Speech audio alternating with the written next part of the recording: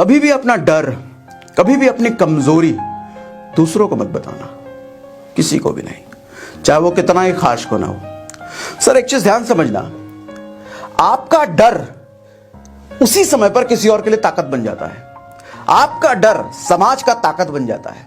रात में कभी ऐसा हुआ कभी आपके साथ कि रात में बाइक वाइक लेकर के अकेले सुनसान कहीं से आ रहे हो और 4 लड़कों ने रास्ते में रोक लिया आपके बाइक और 4 एकदम ऊंची आवाज में पूछेंगे कहाँ से आ रहे हो, और आपने अगर बोल दिया कि वो दोस्त की शादी से आ रहे हैं भैया, थोड़ा लेट हो गया आज, जैसे आपका टोन लो हुआ उन 4 लोगों का टोन हाई हो जाएगा।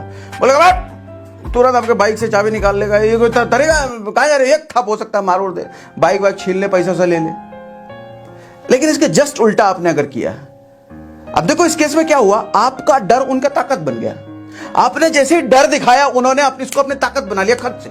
लेकिन इसका उल्टा जैसे ही आपने किया, जैसे उन्होंने बोला कहां से आ रहे हो, बोले तुम कौन हो भाई, कौन हो हमारा जो बाप बनने की कोशिश कर रहे हो, ऐसा लपड़ मारेंगे कि अपना चेहरा नहीं पहचान पाओ, चलो यहां से। और जैसे आपने किया वो कोई पावरफुल आदमी, कोई पहुंचा आदमी, अच्छा ठीक है भाई जाओ जाओ जाओ।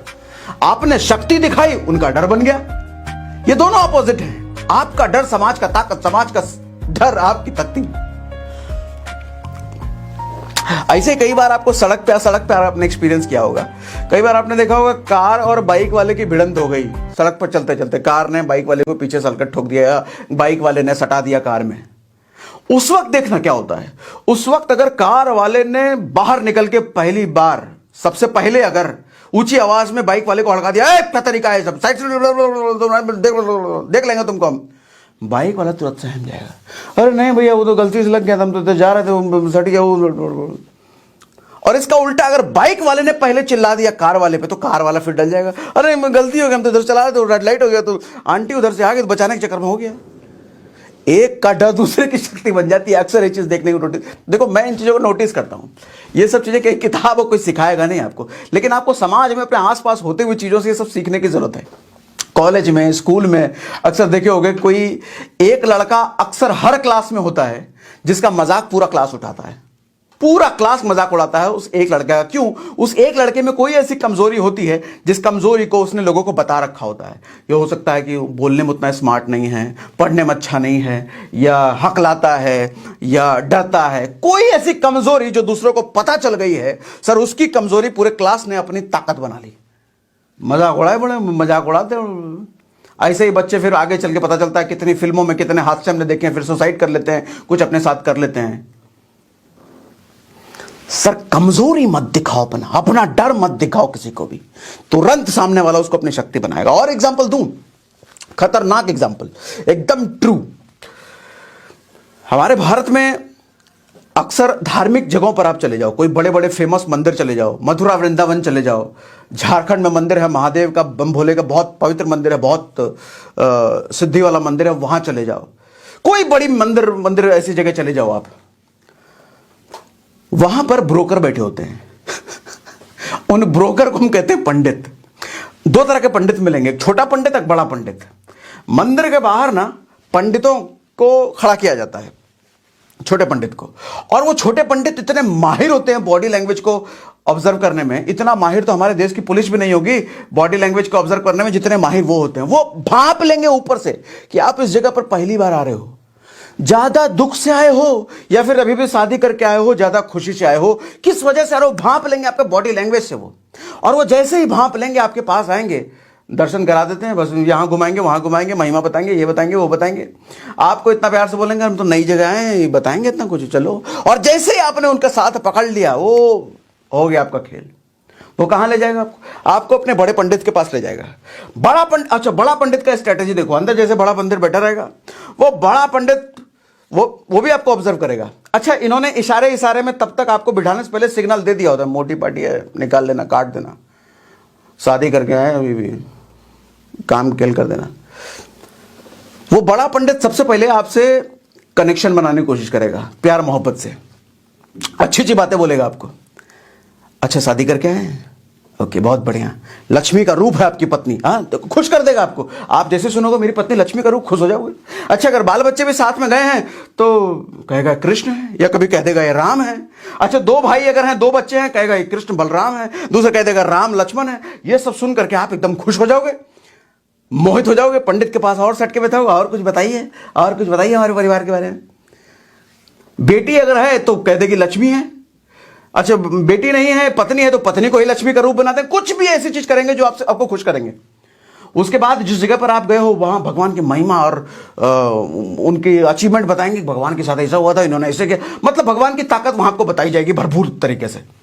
आप और अच्छा, इतने महान, इतना महान, यहां ये सिद्धि हुआ है, अच्छा इस जगह पे ऐसा हुआ है। आप सुनते सुनते सुनते सुनते सुनते वो बेसिकली कर क्या रहा है, वो उस जगह की ताकत आपको बताता चला जा रहा है, और आप साथ में आपका बॉडी लैंग्वेज भी भांप रहा है। आपकी अंदर से देखो श्रद्धा बढ़ रही है, लेकिन श्रद्धा के साथ साथ आपका डर, इसको कहने कहूंगा, गलत मत समझना, क्योंकि डर भी है। हम भगवान से प्रेम कम, डरते ज्यादा हैं। नहीं डरते, हाँ भगवान बुरा मान जाएंगे, चढ़ा दो, भगवान बुरा मान जाएंगे, ये कर दो। अरे जैसे हमारे माँ बाप होते हैं ना, वैसे ही भगवान होते हैं। भगवान सिर्फ इतना चाहते हैं कि आप ईमानदारी से अपना काम करो, जिस चीज के लिए धरती पे भेजा है वो काम करो, दूसरों की मदद करो, दूसरों की हेल्प कर दो, किसी का बुरा मत करो, और मुझे याद रखो। इतना चाहते हैं भगवान। लेकिन आपके डर का फायदा उठाते हैं। आपको पहले तो कनेक्शन बना लिया आपके बड़े पंडित ने। कनेक्शन बनाने के बाद धीरे से आपको कहेंगे चंदा देना है। इनको अगर खुश करना है भगवान को तो चंदा देना पड़ेगा। आप चंदा, आप सोच रहे हो इतनी महिमा है तो चलो 1000 रुपए दे देते हैं। आप बोलो, पूछेगा आपसे कितना दोगे, कितना दान करोगे, बोलोगे 1000 रुपए। 1000, कम से कम 11,000 रुपए लगता है यहाँ पर। बोलेगा 11,000 ज्यादा है, चलो 5,000 दे दो। सर, इन पंडितों के चक्कर में अगर रहोगे ना, ये पंडित इतने जालिम होते हैं, इतने बड़े जालिम होते हैं कि इनका बस चले तो आपके शरीर से बोटी बोटी खींच लें, सिर्फ आत्मा छोड़ दे अपने शरीर में और कुछ ना छोड़े।